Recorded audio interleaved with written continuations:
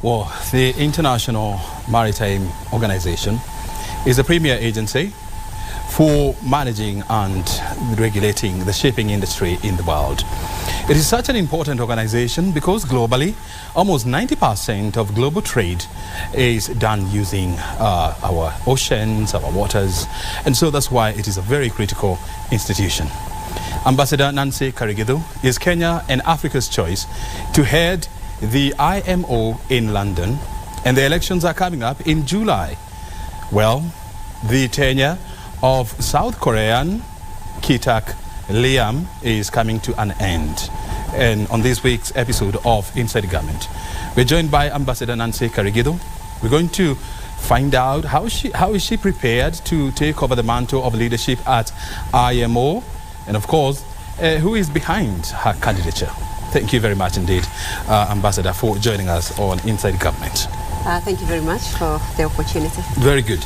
I mean, you are one of the most prominent women in shipping and maritime industry, not only here in Kenya, but in Africa. What are you bringing on the table in terms of wanting to take over the leadership of IMO? Thank you very much. Let me start by saying that I'm a maritime professional with a career spanning almost 40 years.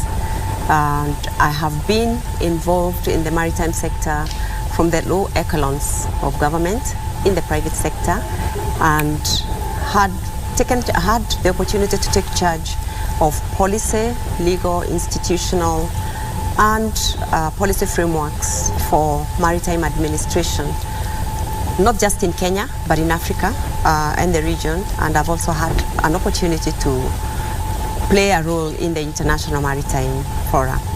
I'm a maritime lawyer by profession. Started my job within the ports, then left and went into private practice.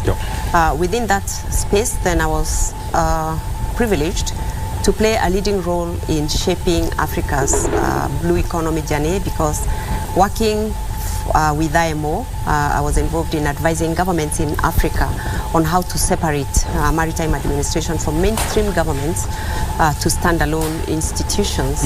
And I was involved in that for 11 years, and my fingerprints are in many, or I've touched many of the governments in Africa, starting with next door Tanzania, Ethiopia, Gambia, Seychelles, and many others. Before I finished that, I had the opportunity to serve a stint at the African Union, doing policy documents in similar vein for governments to adopt in order to implement IMO and other international conventions that interface or play a role in guiding the maritime sector. So what I'm saying is that I'm well qualified, and I believe that I have what it takes to lead the IMO into the future.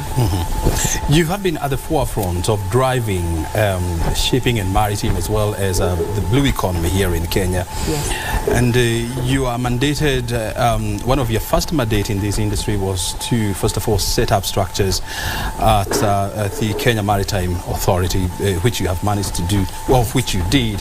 And now KMA is a big institution in the maritime industry in this country and the region as well. And so this local experience that you have gained, how do you plan to use it at the international level to drive the growth of IMO? Okay, let me say that I've had a long-standing association with Kenya's maritime industry, nurtured and overseen its growth, beginning with especially when I joined the Kenya Maritime Authority as the first Director General, and a position I held for 9 years. I was responsible for establishing the legal framework under which Kenya discharges its international maritime obligations. And under the international front, I was responsible for integrating maritime security into the national security programs, leading up to the establishment of the Kenya Coast Guard. I was also responsible for establishing or strengthening maritime education, because with the review of the maritime legislation, then we were able to get accreditation through whitelist status, and it meant that Kenyans having trained locally could get employment internationally. And I was also responsible for laying the foundation for maritime education and training in Kenya, a very firm foundation, and particularly the degrees for marine engineering in JKUAT was started under my watch and leadership. Most important, laying a firm foundation for the integration of maritime sector policies into national economic development, with the result that now the blue economy is firmly anchored under the Kenya blueprint for national development. That's the Vision 2030. Is one of the 8 sectors under the economic pillar that are responsible for national economic growth. Now, on the international front, let me say, beginning with the region, when we come to maritime security, and particularly looking at the securing the Western Indian Ocean so that ships could come safely to the ports in the region, and particularly carrying trade to the region, was responsible and played a key role in establishing the regional frameworks for collaboration and strengthening and attaining maritime security.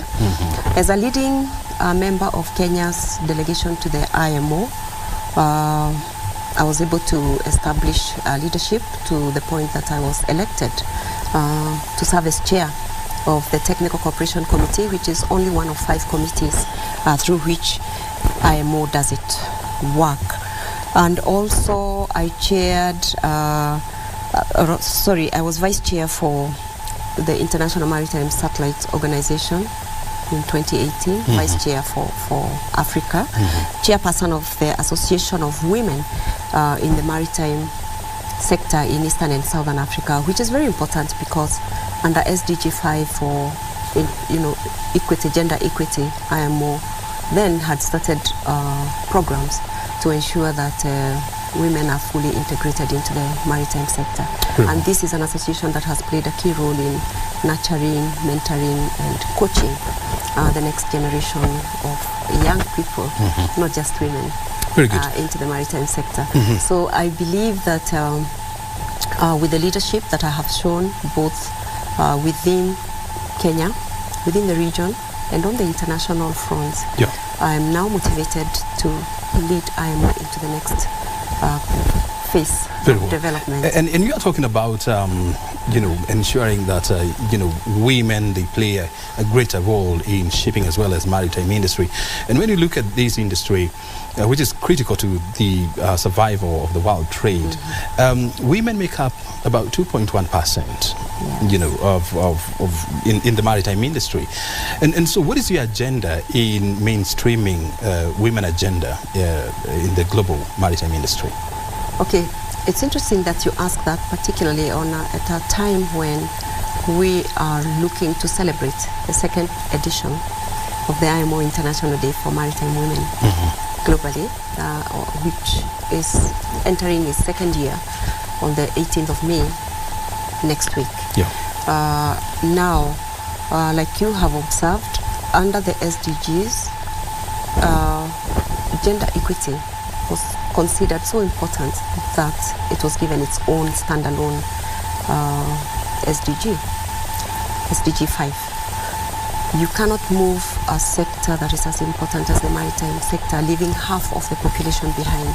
And as you have rightly observed, in one of the key sectors of the maritime sector, the blue economy, which is maritime transport, shipping, women form less than actually 2%. Although we have other sectors of the blue economy where women play a role, and we are told that, or statistics and reports have told us that women occupy 34% of the position.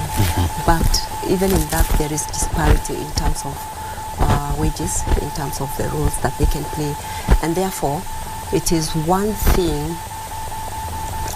of the important roles I have identified in my vision as I prepare to lead IMO, that we must play a more strategic, we must be more intentional and more proactive in ensuring that women occupy their rightful position. We cannot move as a society when half the members of society are not on the table with us.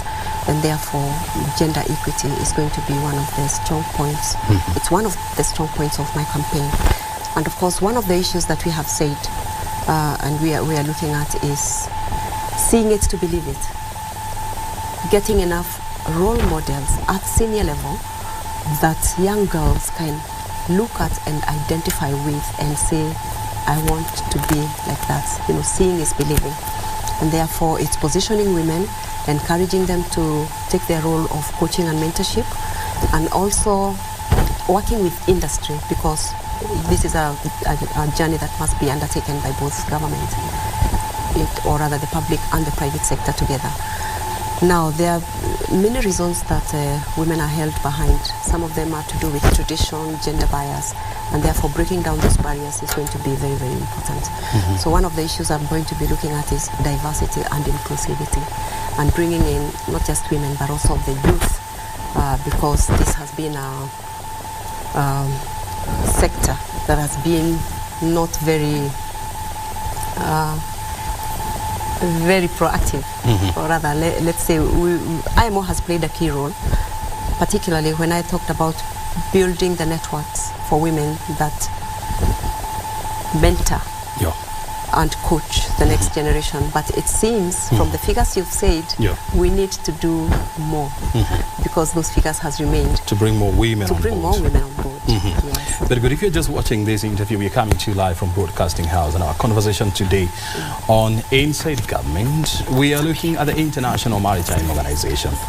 The tenure of the current Secretary General, Kitak Lim, is coming to an end in July. And so the member countries will go to the election to vote the next candidate who will definitely succeed Kitak. And Kenya has presented one of the strongest candidates in the name of Ambassador Nancy Karigithu. She is a presidential advisor as well as special envoy for maritime and blue economy. That's the kind of conversation that we are having here. She has just explained what she's going to do to ensure that the role of women in maritime industry is upscaled. And the next question that I want to find from her is that, you know, decarbonization of the maritime industry, you know, is now a big time conversation. And when you look at the Paris Agreement, it talks about making shipping industry carbon zero by the year 2050. Of course, there is a lot of arguments whether it's possible to achieve these, but there is going to be one of your responsibilities to ensure that greenhouse gas emission is reduced within the maritime industry. How do you plan to do this?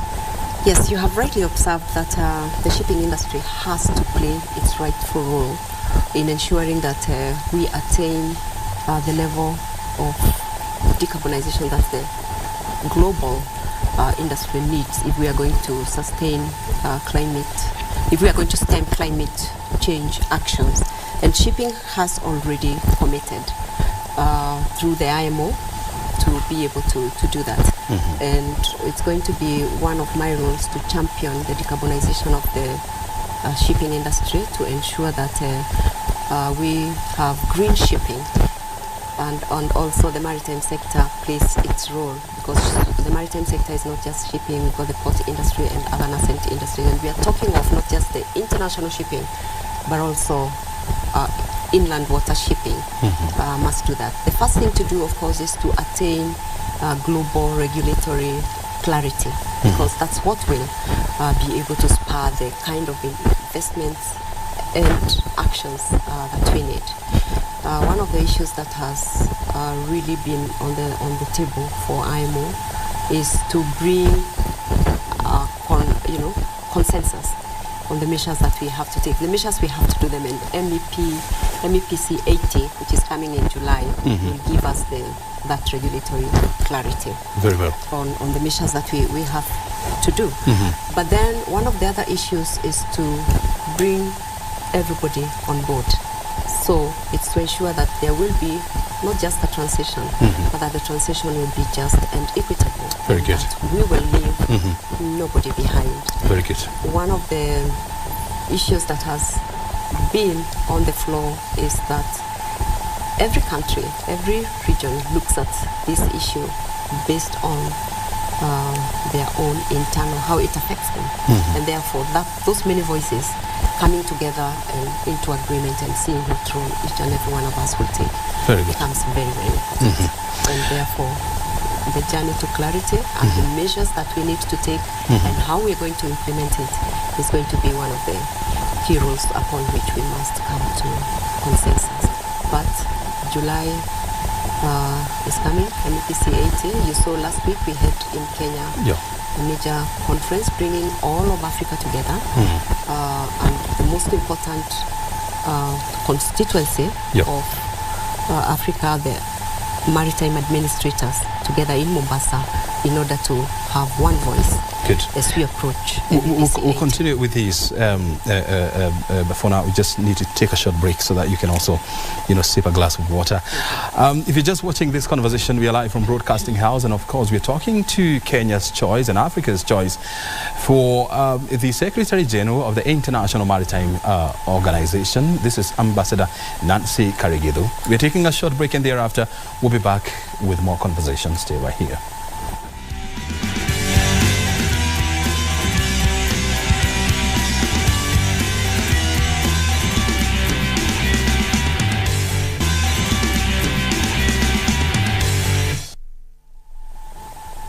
Welcome back. You're watching Inside Government. We are talking about the leadership of International Maritime Authority in Kenya has placed a significant bet on this, and it has floated the candidature of Ambassador Nancy Karigithu. She's with us here in studio.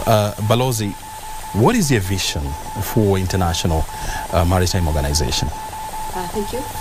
Like I had said initially, my candidature is motivated by the desire to take IMO to the next level.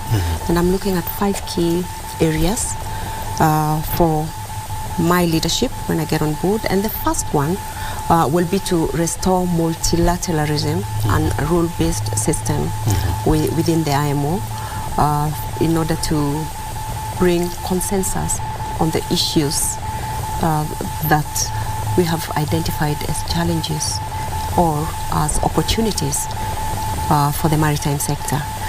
Within that is to forge closer working relationship between the IMO and the United Nations in New York, particularly on areas of mutual sharing of mandates like security, and also the attainment or the development and attainment of the SDGs.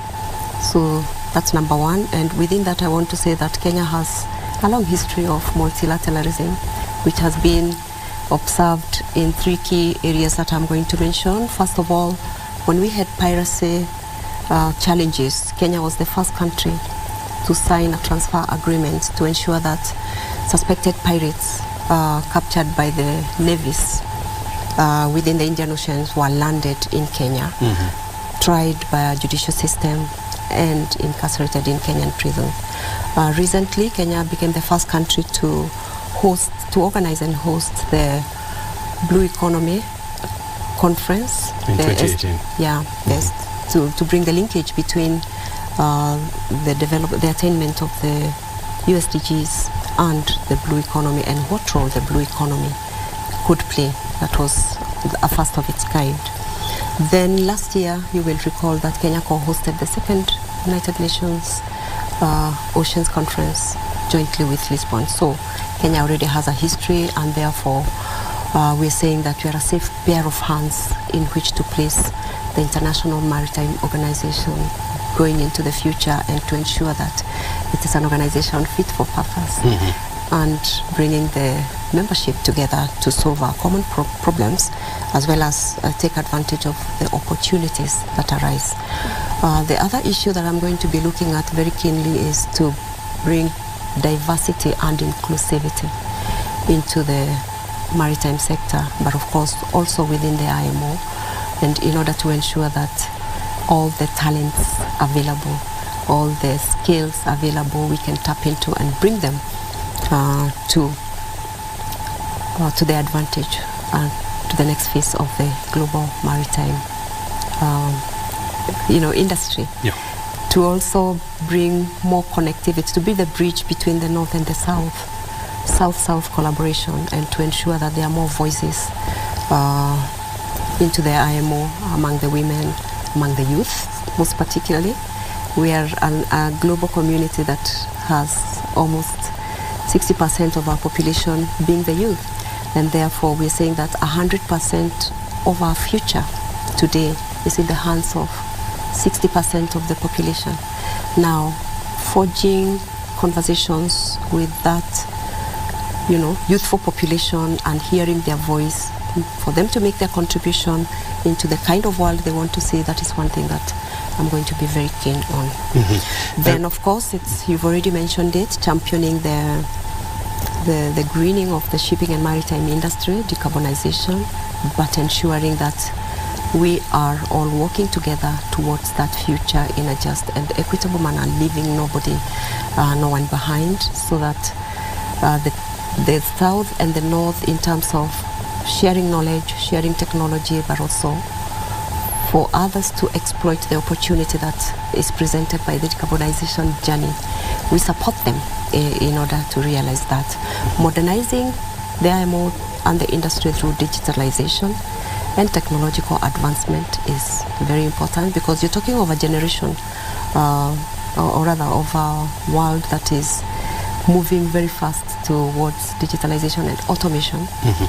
This is going to be very important, and when you talk of the future, it's in the hands of a generation that grew up in the digital world, and therefore taking advantage of the solution that artificial intelligence offers to be more effective, to be more efficient, to do more with less, and also to increase safety, security, and environmental protection. Using those tools is going to be one of the issues that I'll be championing and taking forth.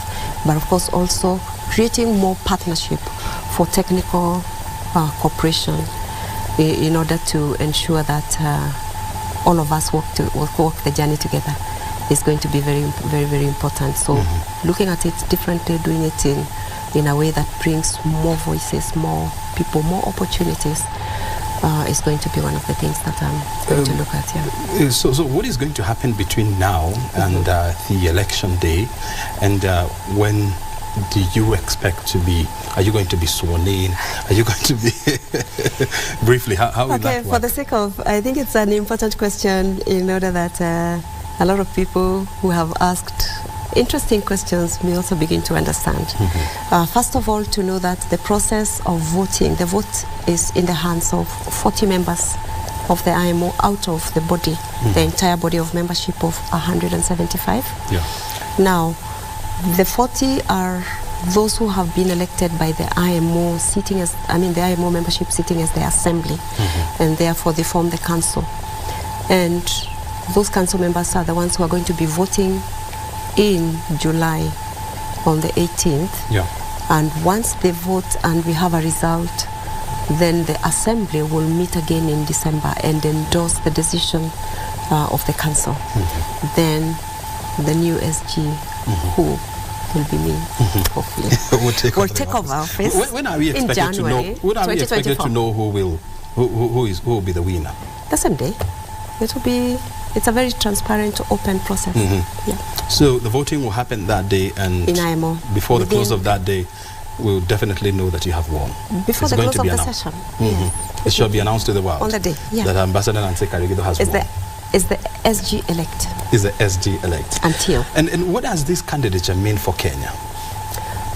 Of course, the way we're looking at it is, this is a candidature not just for Kenya. It's a candidature for Africa. It's a candidature for the Global South. We've never held this position before within IMO. It's a candidature that's going to write another chapter in the history of women in maritime, because women have also not held this position. There have been 9 Secretary Generals.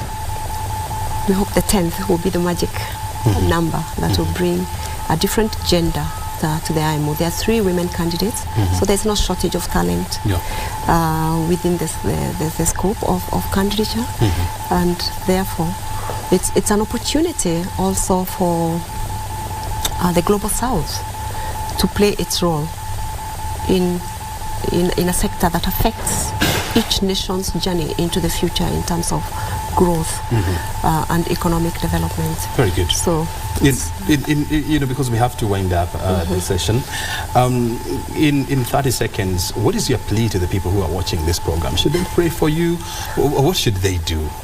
Let me end it by saying that I am very humbled and honored to have met, the standard and to have gained the confidence, first of all, of my government through His Excellency, the President, Dr. William Samoei Ruto, to have been nominated, but even further, to have been endorsed by the African Union as the continent's flag bearer on this journey. And I'm very confident that this is a journey we can win because we have the right skills and the tools. First of all, let me say that much as I have said that it will be the first for a woman, this is a role that is gender neutral. Yeah. It has to do with experience and the skills and competence. And competence, and so tried and tested. And I want to say that Kenya has chosen a candidate who is equal to the task, and to also add that we are coming into this without any vested interests as a country, as a region, only to do the right thing by and for the international maritime sector. Very good. Thank you. Nancy, Ambassador, we wish you all the best, and it's proper to say that you also have our backing. Thank you. And we can't wait to have you being elected into the office, and of course have the next Inside Government in London in your office, Lloyd's House. Thank you. Very good. Thank you so much. Otherwise, thank you very much. Enjoy your afternoon. Thank you very much. Bye. Asante. Thank you. Well, Ambassador Nancy Karigithu is the Presidential Advisor and the Special Envoy for Blue Economy, joining us this afternoon so that she can share with us her vision for the International Maritime Organization position. And she's primed for this position, and according to her and according to everyone else, she is the best choice for this position to succeed South Korean Kitak Lim. My name is O'Brien Kimani. Thank you very much indeed for joining us. Enjoy the rest of your afternoon.